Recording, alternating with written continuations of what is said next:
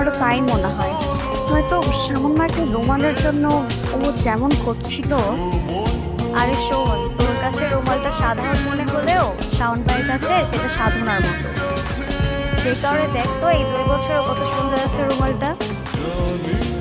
আমার মনে হয় এই রুমালটা সে অতি যত্নে রেখে দিয়েছিল তোর স্মৃতি হিসেবে। তার মানে কি দাঁড়ালো তুমি? দাঁড়ালো এটাই যে শাওন ভাই তোকে পাগলের মতো ভালোবাসে।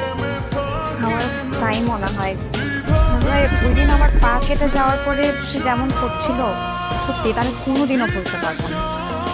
আচ্ছা, তার মানে এতদিনে শাওন ভাই ভালোবাসা তোর হৃদয়ে দোলা দিতে সক্ষম হলো।